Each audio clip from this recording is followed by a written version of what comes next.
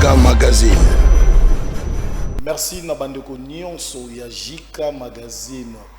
Magazine OEP Sakabasango ya kitoko pona mboka na biso ndenge tolobaka na Kinshasa en particulier.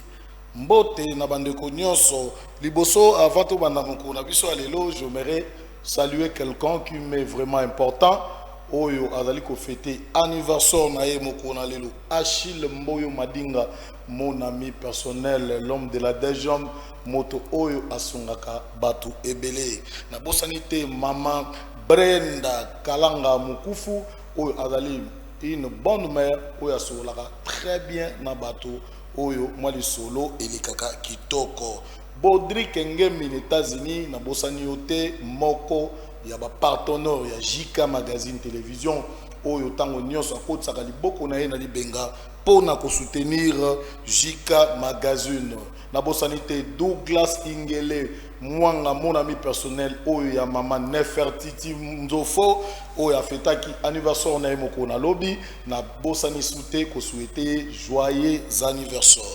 Na ko bosa na te ndeko moko to mama moko ya motema malamu Christelle Yako oyo ya Matazi Mindondo na pesio mbote ki champion Kimbangu mokolo na lobby tozalaki na événement ebele tellement oyo yango lelo to telemi na plateau na bino ya JK Magazine po to beta lisolo ndenge elekaki to monaki chef coutumier Libwa Muchene Mabele oyo azali chef du village Bibwa ndenge ya kitaki kokende ko visiter bandako oyo ekweyaki na berosion ndenge nini bato balelaki epai ya gouvernement congolais to na bourgmestre ya Nsele a plaidé na gouvernement congolais pour na kana bango kwete na ngambo ya Bibwa bazali kodinda to la nana élément oyo ndenge elekaki na micro ya JK Magazine. JK Magazine. Mokonzi na biso mabele aye kotala biso na eloko ekomeli biso mbule ye buki biso vraiment yango abengeli biso ba journaliste boya bomona likambo tozo kufa chef na biso ayokeli biso mawa ayoki kolela na biso en tout cas toza na makoki te tozo kufa nzele bebi bandako ekoi tokokende wapi na bana bosunga biso boyokela biso mawa érosion eleki vraiment la Kasoma bandako ebukani aveni Kasoma na Bibwa tozo kufa bakonzi boya kolukela biso solution on azalaki nango yango wana na pesi pe mokonzi nanga merci po azotika biso te azolukela biso kaka solution biso bana na ye tosenga mokonzi na biso aye kotala biso aye na ba journaliste batala bamona ndenge tozo kufa biso na bana na biloko nyonso na mai soki mbule ebeti moya kotambola ezate moya kolala pe na ndako ezate mokonzi na biso asepeli po aya ko visiter biso po pesa ena no merci mingi po alingi biso aye ko visiter biso ba brique ya laki a nyonso ekiti na mai kuna libulu grand libulu eza kuna na se boke no kotala na pesi kaka merci na ndenge bozo kosunga bosunga biso pardon tozo kufa fumu mabele yonde tozo bikisa biso awa soki yote mususu azate nasengi nanu nzambe na bakoko nanga nazoloba na itando moke ngai kombola ngai Libwa Muchene Mabele chef coutumier ya village Bibwa nasengi na bakonzi ya gouverneur tala mboka na ngai na yeko pesa lisusu mbote makasi na bourgmestre Mbo Zolames tala na commune ya Nsele na quartier Monjam na village Bibwa tala ndenge population na ngai na mbula ito beta simalobi ndenge bandako ekei yango na sengi na bourgmestre aya kotala po population na ngai bazo kende na bandako ezo bukana ezo sila yango na sengi na bino bakonzi ya l'État na gouverneur basala tout baya kotala solution o ezo sala ba région o ezo sala ma oyo ba région oyo pe ezo sala ma pona nini ba balabala ezo sala mukie bato oyo bazo somba mabele bazo welela mapango minene yango na sengi na bourgmestre Mbo neti ngai chef Mabele naza na posa kimyeza na population nanga napesi mbote mingi na groupement na ngai motard na ba chef coutumier mususu naza na mingi te naza na souci makasi po pole ngai bosunga ngai po na population na ngai na mboka na ngai naza na mingi te na suki ka te bino moko bozomona biso tosombi na bambongo na biso melelo tozo perdre yango à l'occasion de rien tosengi bakonzi baya koassiste biso na effort na biso moko tokoka te bamire ekei baclôture ekei lelo voici oyo tozokomona soki bakonzi bakoki koassiste biso le plus vite que possible mpona érosion oyo noki te tozozonga na biso bamboka donc ya mingi eza te ya koloba baassiste biso bourgmestre ya commune ya Ntsele amonanaka te kaka TikTok soki tovotaki bango mpona nini mpo bavandaka na babiro tala ndenge population azonyokama bourgmestre akita nanu atala aloba pe liloba po population ebika biso nde bato tosala bango po soki tovote bango te moto akovote bango aza te toyebi ye mpe te kombo na ye mpe toyebi te papa asunga biso akita nanu atala tozokoka te batension Jika Magazine. bouti kotala ndenge nini na bibwa population ezali kolela pasi eleki côté bazali érosion ya dégâts bande ko bomoni bino moko ndenge eleki le roi le sans majesté Fabrice Kavabio Kozombi oyo azwaki diplôme ya mérite na lisanga ya ba journaliste minene ya mboka oyo basangana ikokende kopesa ye na ndenge azali koluka kimia na kati na mboka na biso to na province ya Grand Bandundu ndenge roi Fabrice Kavabio azangaki maloba te po kaye ndenge abandai kopesela na micro na biso ya Jika Magazine. Jika Magazine. Sur vos applaudissements.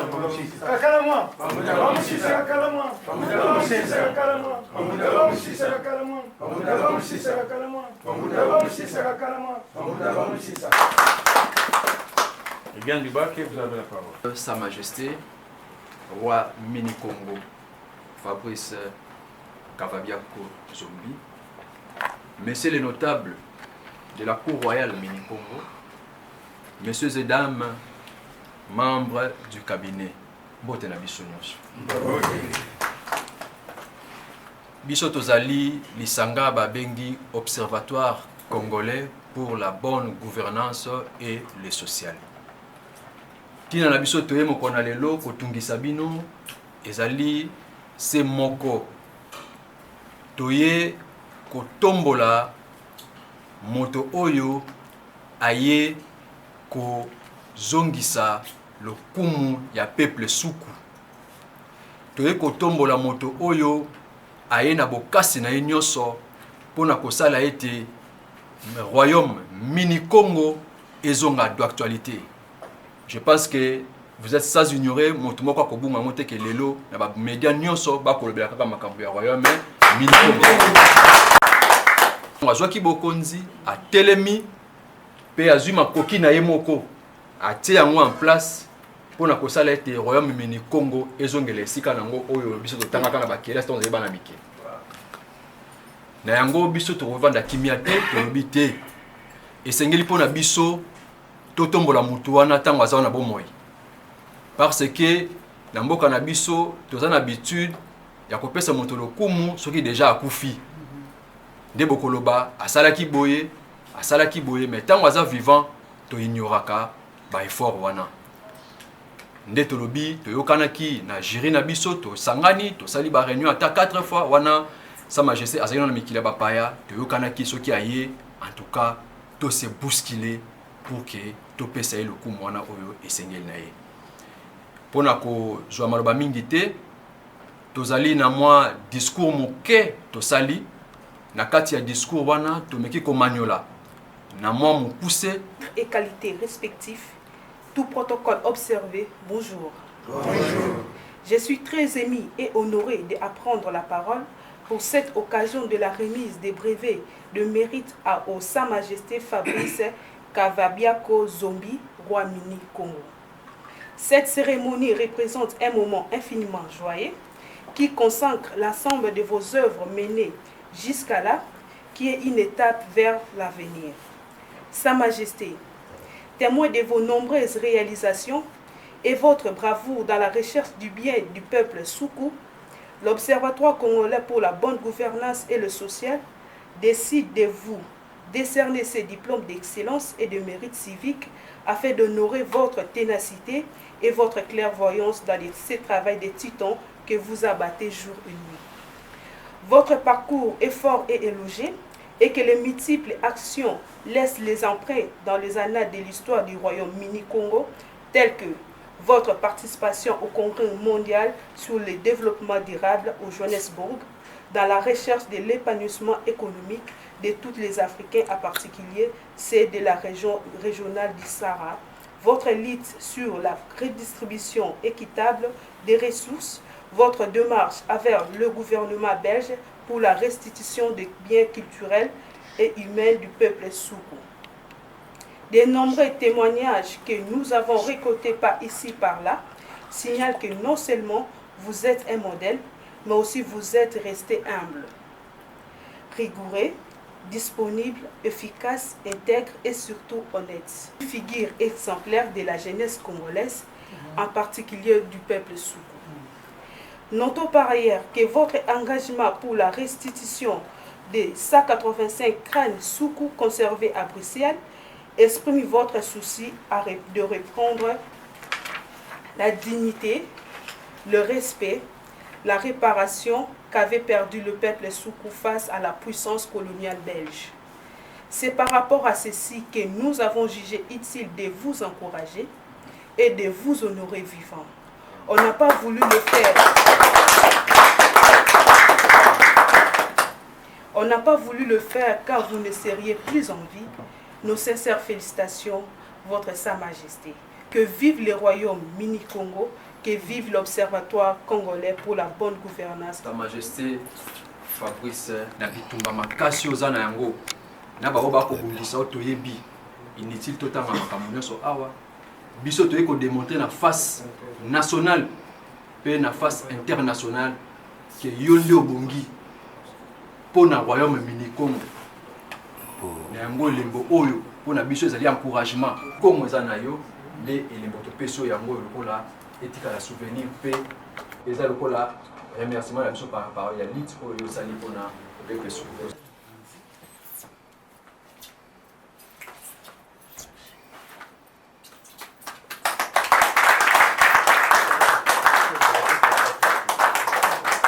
Kambe ya bakoko abatela bino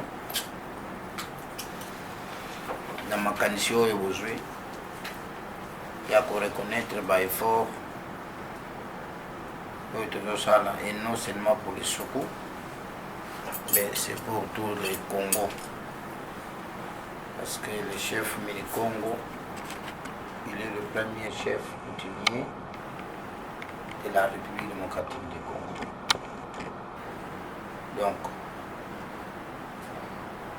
si vous remerciez les grands chefs traditionnels Mini-Congo, cela veut dire que vous remerciez tous les Congolais et tous les Congos. Parce que c'est lui, Ndé que je suis Congo. Donc le nom du Congo, c'est le nom de Bassoukou. C'est le nom des grands chefs coutumiers Mini-Congo.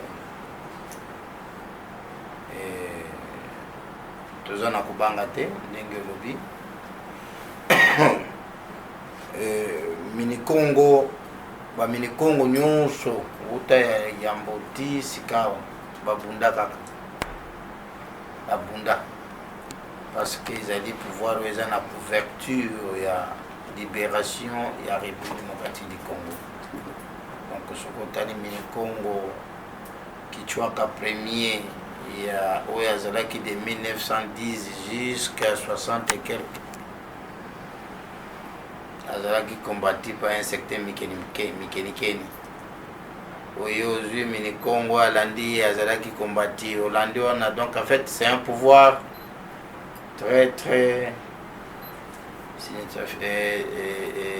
c'est un pouvoir très important en fait pour le Congo. Et c'est pour cela que Pointarango toujours doit. Donc on est là. On a remercié encore. Nous avons fait ça à l'organisation. Et pour continuer à reconnaître les Congolais au Bolam pour le Congo. L'encouragement et aboyer des salariés et des moutons multiplier encore l'effort. Merci beaucoup. Jika Magazine. Na nsima ya kozwa diplôme ya mérite epai ya bajournaliste minene ya mboka oyo ye azalaki lisusu visite na excellence Petrema Mabanza oyo azali notable ya peuple suku, notable ya feshi ayaki pona kosolola na ye makambo etali boyoka ndenge tango kobima excellent Petrema Mabanza ndenge ya bimaki boyoka ye ndenge alobaki na micro ya Jika Magazine. Jika Magazine.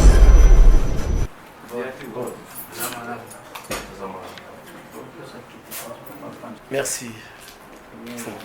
La Cour royale, composée de Raïla, comme vous le savez, et les autres, ce sont des conseillers et membres de la Cour royale.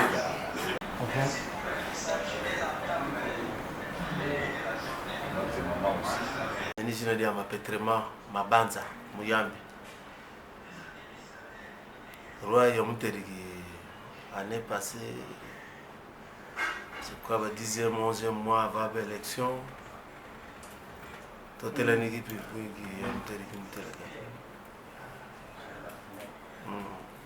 mais il y a un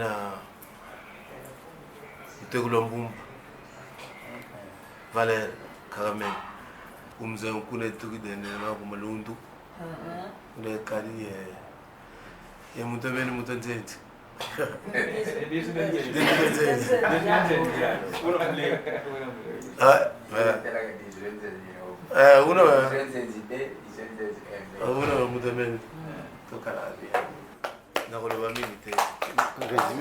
je pense que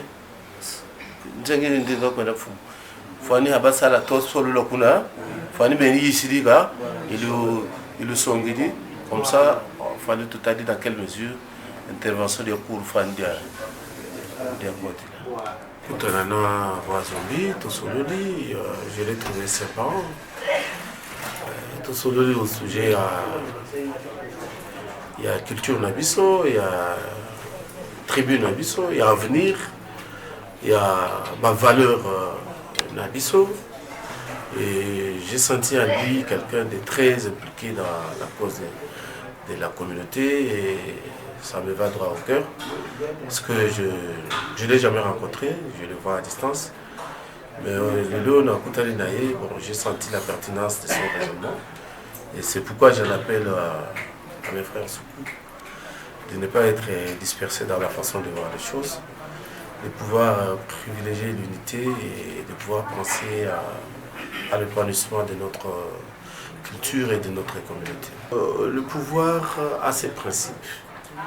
L'égoïsme des uns et des autres, dans un sens ou l'autre, cherche à diviser de plus en plus le peuple Soukou, un peuple déjà fragile, qui pendant toute une longue période a été opprimé et manipulé, presque oublié. Et pour nous, tous les canaux qui font que le peuple Soukou se fasse entendre réellement comme peuple digne, autonome, et je crois que nous sommes en train de soutenir. Nous avons besoin du développement et le développement doit venir de quelque part. Toutes les grandes portes qui s'ouvrent au profit du peuple Soukou pour lui donner une lueur d'espoir, nous on adhère. Nous mettons fin à l'égoïsme, nous disons halte à l'égoïsme, mais plutôt, vous qui voulez parler des Soukou, prenez quelque chose ailleurs et amenez au peuple Soukou. Ne venez pas soutirer ce qu'il y a déjà pour pouvoir le jeter ailleurs et pouvoir fragiliser un peuple déjà fragile comme le nôtre. Il a fait un honneur au peuple Soukou. Il a marqué une histoire, une porte complètement fermée qu'il a essayé d'ouvrir. Parce qu'aujourd'hui, quand on parle des zombies, on voit le peuple Soukou. Et même dans l'officine, partout où nous entrons, on sent que le peuple Soukou existe et qu'il est un peuple aujourd'hui digne de son nom. Et je crois que si nous devons continuer comme ça va nous ouvrir beaucoup plus de portes. Et pourquoi ne pas ressembler aux autres? Nous ne sommes pas là pour accompagner les autres. Nous devons nous imposer comme peuple et nous avons besoin de notre souveraineté. Nous avons aussi besoin de toutes les opportunités. Pour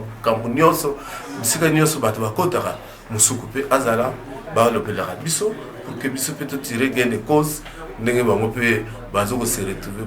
pourquoi ne pas jouir de cette république comme tout peuple congolais digne aussi? Nous avons toutes les capacités, nous avons étudié, mais à un moment donné, Moussoukou a semblé que vous allez bloquer, limiter. Et qu'est-ce qui nous bloque? Qu'est-ce qui nous limite? Parce qu'on n'est pas unis. Parlons le même langage, les petites divisions, mettons-les de côté.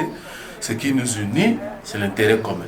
Privilégions cet intérêt et pour pouvoir attirer le développement vers notre milieu. Les Moussoukou du Kwilu et les Moussoukou du Kwango, c'est le même peuple. Et tous ceux qui ont les avantages dans le Kwilu, pensez aussi à vos frères Soukou du Kwango de l'autre côté. Parce que là aussi, il y a un petit souci. Nos frères Soukou du Kwilu qui se retrouvent, des fois, oublient qu'ils ont leurs frères qu'ils ont laissés dans le Kwango. Et tous les intérêts sont concentrés pratiquement dans le Kwilu. Et moi, je suis venu ajouter cela pour que lorsqu'il y a des intérêts, quoi que le diable, pensez aussi à vos frères que vous avez laissés là-bas dans le Congo, précisément dans Féchi, que nous représentons. Jika Magazine. Mikolo meuti koleka to uti komona moko ya secrétaire général Mungimbi Augustin Mungimbi oyo asalaki livre oyo etali entité coutumière de la République démocratique du Congo. Bolanda ndenge nini honorable Mota alobaki na micro na biso elongo na aigle royal ndenge babengaka ye le roi ya bengebenge Willy Mabiala Mokoko tolanda bango. Jika Magazine. Merci mingi nakanisi na ye awa mpona kohonore secrétaire général Mungimi pamba te ntango abandi mosala ya kokoma livre oyo nazalaki parmi bato oyo akonsultaki elelo lokola asisi mosala yango ezalaki na ngai na motuya mingi naya koasiste na cérémonie ya vernissage ya livre oyo ezali na motuya mingi pamba te na baprovince mingi notamment oyo ya biso ya Kinshasa badifficulté oyo ezali na baentité coutumière parce que balingi kotosa mibeko to baise coutume na biso te lokola ndeko atie maye na kati ya livre mpo bagénération na bagénération bayeba kotanga mpe kosalela yango ekosunga biso mingi na oyo etali biso teke wumbu. Je pense que toko exhorter, toko encourager bandeko o bazali na makoki ya kokoma o etali coutume na biso, surtout à ce qui concerne le pouvoir coutumier bakoma po etikala lokola miroir tableau de bord oyo ba génération future bakobanda ko se référer pour appliquer yango, surtout à ce qui concerne la succession. Et yebani ke biso tozali na système matriarcat. Mais toza komona ke na bozangi ba mikanda oyo bankoko batika batu mingi bakomi ko tripoter na ko appliquer ba coutume oyo ezali ya biso te. Donc pour ngai cérémonie à lelo et pesi ngai esengo mingi yango moni présence na ngai awa pona kolakisa importance on aza ko accorder na makomi oyo secrétaire général Mungimi atie na kati ya livre na ye. Message ezaka kande na zoloba te to sepeli na livre oyo to pesi longonya na secrétaire général Mungimi pona musala oyo asali ya ko aider population ya ko aider secteur to entité na biso coutumier ou traditionnel na ba désordre makasi oto kina ngoto zolu kwanzela ko sisa to zoate alors livre o eko aider biso na ba autorité politico administrative na ba autorité militaire ba autorité traditionnelle livre eko aider biso yango to sengi ba kabolango partout na ba entité nyonso bazala na connaissance ya ba attribution ya ba na msala na ye alors mutalo bate na yebite ba désordre oya ba usurpateur tout ça livre yango wana ekota na ba ministère ekota na gouvernement provincial ekota partout mais to sengi ba fumu bazo senga mo appris ekita pour mutu nyonso azala na yango. Merci monsieur le journaliste, en tout cas message nangai na koko pesa félicitations na secrétaire général na biso sortant CG Mungimi na initiative na ye oyo ya utu kosala bimisi buku moko ya munene ya oyo bazolobela maye oyo ba chef coutumier mais mingi oyo na moni na kacha buku wana maye oyo koti na kacha buku wana oyo bakonzi batiela biso la loi bar 15/015 du 25 août 2015 azui maye mususu ya l'état koti na kasi epesi biso esengo parce que baye ebele balinga kotanga babukute mais nazo senga na ba chef coutumier na ba chef de groupement en tout cas tozala na ba tozwa bukwa na epesa biso maye mususu ebakisa biso lisusu mayele oyo papa Mungimbi oyo akotisi na kati ya buku oyo ya ba chef coutumier. JK Magazine association monene oyo tobengaka Adermo oyo ezalaka dirigé na honorable Richard Mon accompagné na fondation Kabibi Mavudila bakendaki kokutana na libota oyo bakufelaki et puis botala force oyo fondation oyo Kabibi Mavudila ezali na yango na Dermo na kati ya sele na Kikole na sali ya chef Martin botala nini elekaki kuna population en tout cas Richard Mona azali vraiment mutu ya bato bana chang oyo bazali kotikala bokende ko s'adhérer na fondation Kabibi Mavudila oyo bafutaka mbongo ya muke mais bango bako assister yo ebele ndenge moko na Dermo machine politique ya Richard Mona ndenge nini bazali ko marcher en tout cas oyo batikali na chang awa boke na Dermo te to bokoti na fondation Kabibi Mavudila te bosali perte bolanda. JK Magazine. Ma tristesse parce que maman Fula Zalaki une pionnière pour la Dermo. Et puis moi en tant que suppléante, première suppléante et assistante parlementaire de l'honorable, je suis affectée dans la Liwana parce qu'elle est pionnière, vraiment mobilisatrice à ma casse. Donc beaucoup Faboé maladie, Liwa puisque j'ai tout ma casse na Adermo et na honorable na biso où il a perdu mobilisatrice na ma casse. JK Magazine. Merci na bandeko nyonso o bazalaki liboso ya ba petit écran na bango pona kolanda mokona lelo makambo nini eleki na ville province ya Kinshasa.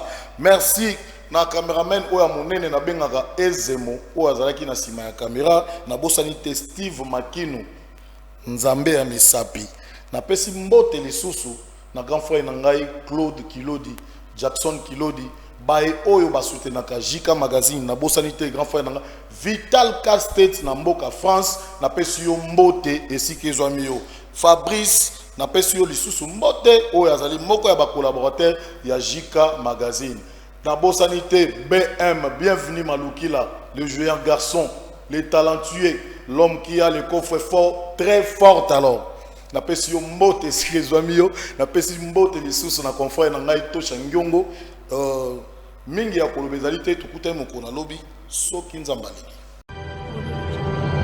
JK Magazine.